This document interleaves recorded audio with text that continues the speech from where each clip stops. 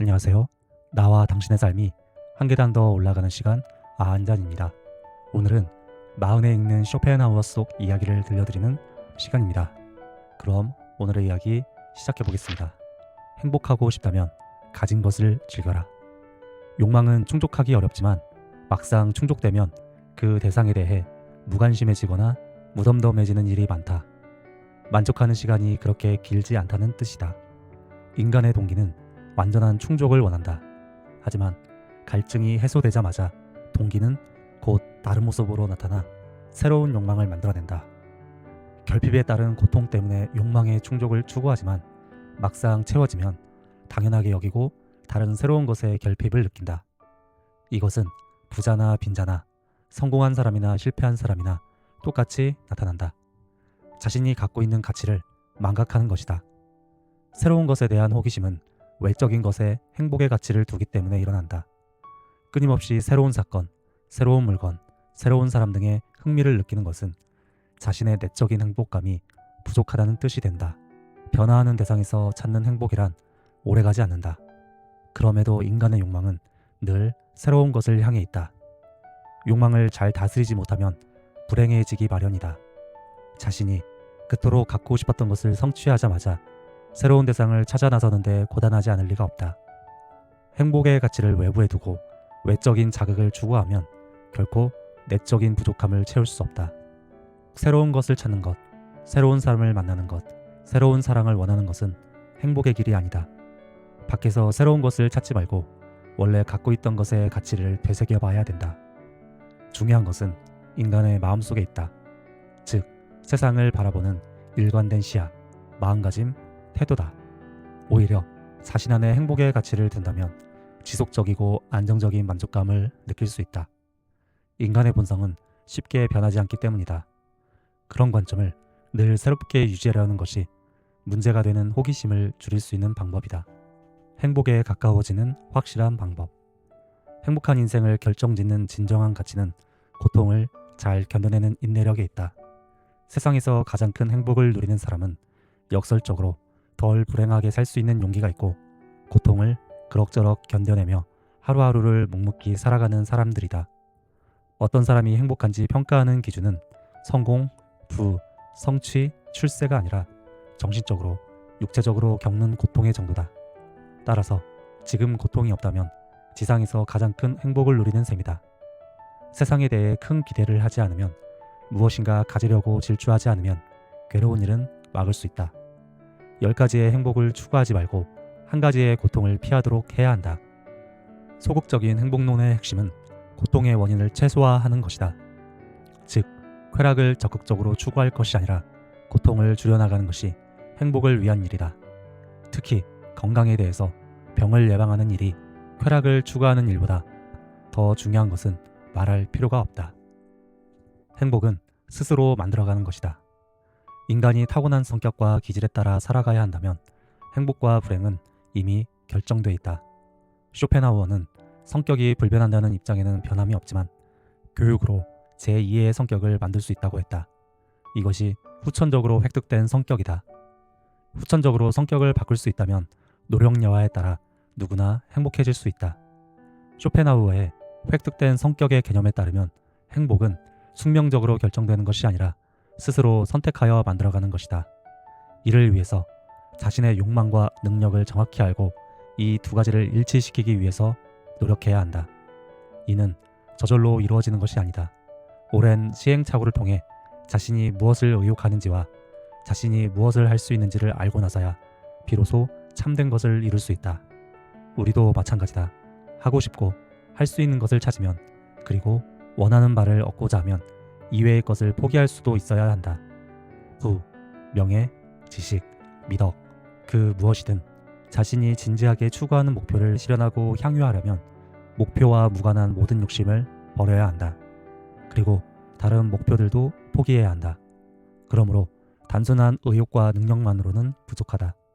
여기서 교육은 자신의 소질과 가능성을 인식하고 개발하는 데 큰 역할을 한다. 이런 후천적인 성격이 타고난 성격보다 행복감을 느끼는데 더 중요하다. 자신만의 개성을 찾아라. 인간은 각자 서로 다른 갈망과 능력에서 자기의 소질을 발견한다. 그 소질의 수준은 개성에 따라 다르기 때문에 자신이 실제로 겪어봐야 뚜렷하게 인식할 수 있다. 쇼펜하우어는 이렇게 묘사했다. 물고기는 물에 있어야, 새는 공중에 있어야, 두더지는 땅속에 있어야만 행복하다. 주어진 개성을 최대한 유리하게 이용하면서 자신의 인격에 부합하는 일에만 노력을 기울여야 한다는 의미다. 쇼펜하우어에 따르면 자신의 개성과 맞는 일과 생활 방식, 직업을 찾아서 능력을 발휘해야 행복할 수 있다. 그 반대로 자신의 개성과 맞지 않는 일은 피해야 한다. 자신에게 적합하고 자신이 성취할 수 있고 향유할 수 있는 것을 모른다면 불행해진다. 자신의 개성에 대한 무지, 자기 인식의 결핍이 불행의 원인이다. 명랑해야 잘 살 수 있다. 행복은 젊음, 외모, 부, 명예 등으로 평가하지 말고 얼마나 명랑한지를 확인해 봐야 한다. 마음이 즐거운 사람은 나름의 이유가 있다. 명랑한 기분과 긍정적인 생각에 돈이 분명 도움을 주겠지만 돈이 많다고 해서 삶에 만족하는 것도 아니다. 돈이 없다고 해서 불행하기만 한 것도 아니다. 하지만 건강은 필수다. 첫인상이 행복한 정도를 보여주는 척도다. 명랑함을 유지하기 위해서는 늘 건강을 유지해야 한다. 우리를 행복하게 하거나 불행하게 하는 것은 사물의 객관적인 모습이 아니라 사물에 대해 우리가 느끼는 결과다. 같은 상황에서도 건강한 사람과 아픈 사람의 생각은 다르다. 우리의 행복이 건강에 의해 좌우된다면 모든 즐거움의 원천인 건강을 관리하는데 온 힘을 쏟아야 된다.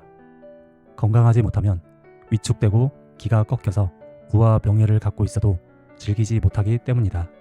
40대부터는 자신의 얼굴에 책임을 져야 한다는 말이 있다.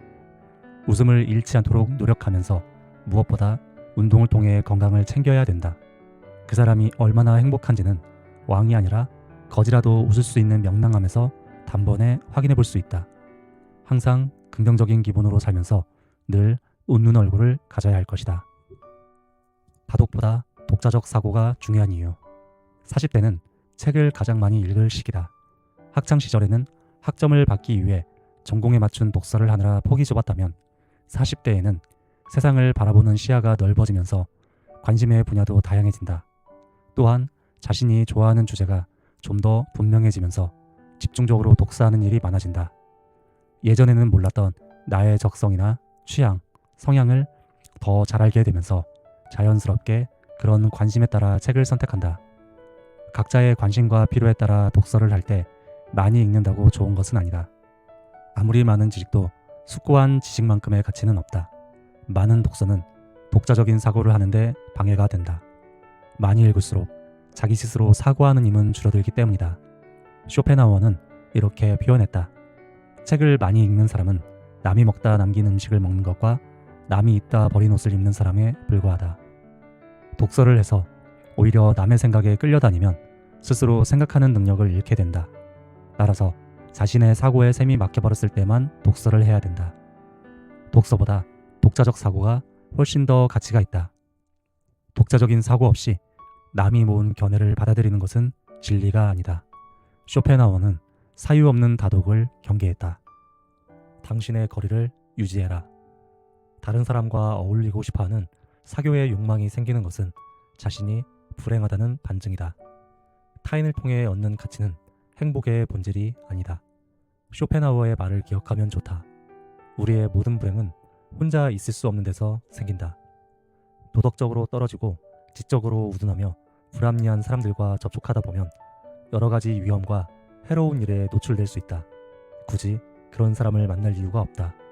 화상을 입을 수 있기 때문이다. 내면이 충분히 따뜻한 사람은 사회로부터 떨어져 다른 사람에게 고통이나 괴로움을 주거나 받지 않고 혼자 있기를 좋아한다. 부자로 태어났다고 하더라도 외적인 부를 통해 내적인 부를 대신하려고 노력한다.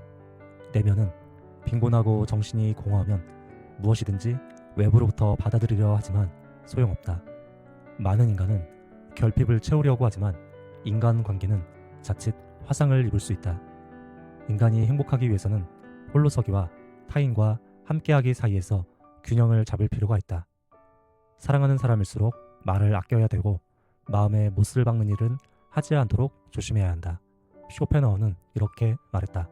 예의는 현명함에 속하고 무례는 어리석음에 속한다. 혼자 있는 법을 익혀라. 아리스토텔레스도 행복의 조건을 자족, 스스로 만족하는 것으로 정의했다. 고독의 중요성을 다시 생각하게 된다. 쇼펜하우어는 고독과 사교성을 대립하는 것으로 본다. 지적인 능력이 클수록 혼자 지내려는 경향이 강하고 지적 능력이 떨어질수록 어울리는 경향이 강하다고 하는 것이다. 따라서 고독은 위대한 사람의 특성이다. 고독은 인간의 본래 모습에 가깝다. 친구든 애인이든 가족이든 나와 완전히 하나가 되는 일은 불가능하다. 각자 개성과 취향, 의견이 달라서 늘 불협화음과 갈등이 생기기 마련이다. 그러나 오직 자기 자신과는 유일하게 완전한 융화가 이루어질 수 있다. 마음의 평화와 행복은 오직 자신의 고독 안에 생겨난다. 행복을 얻기 위해서 그 원천인 고독을 피하지 말고 그것을 견디는 법을 배워야 된다. 누구나 자신의 고독한 모습을 보일 때 본래 지닌 것이 드러나기 때문이다. 하루하루는 하나하나의 인생이다. 많은 사람이 1분이 모여 60분이 되고 하루가 쌓여 1년이 된다고 생각하면서 현재는 과거와 미래로 이어지는 과정일 뿐이라고 여긴다. 시간이 마치 무한한 점으로 이루어진 것처럼 착각한다. 그러다 보니 현재에 집중하지 않고 과거의 후회나 영광에 얽매여 살거나 나중에 일어날 일을 생각하며 현재의 행복을 미루는 경우가 많다. 이것은 과거와 현재 그리고 시간이 계속 이어질 것이라는 착각 때문에 생기는 일이다. 과거와 현재, 미래는 연속적인 것이 아니라 단절된 것이다. 우리는 오직 현재만을 살 뿐이다. 과거는 지나가서 없는 것이고 미래는 아직 오지 않아서 없는 것인데 오늘을 제대로 살지 못하고 과거의 기억과 미래의 기대 속에서 사는 것은 어리석다. 현재는 두 번 다시 오지 않는 순간이다. 세상의 모든 일이 1년 이상의 계획에 따라 진행되다 보니 미래에 무한한 시간이 펼쳐질 것이라고 착각하게 된다. 그러나 죽음이라는 것은 언제 찾아올지 모르는 일이다. 네가 헛되이 보낸 오늘은 어제 죽은 이가 그토록 그리던 내일이다라는 명언을 다시 새겨보면 좋겠다. 오늘은 마흔에 읽는 쇼펜하우어를 들려드리는 시간을 가져보았습니다. 오늘 들려드린 이야기들 중에서 공감되는 이야기가 있었다면 댓글에 남겨주세요. 그리고 오늘 읽어드린 이야기들이 많은 분들에게 도움이 되셨으면 하는 바람을 가지며 오늘의 영상 마치도록 하겠습니다. 오늘 이야기가 도움이 되셨다면 좋아요와 구독을 부탁드립니다. 지금까지 나와 당신의 삶이 한 계단 더 올라가는 시간 아한잔이었습니다. 시청해주셔서 감사합니다.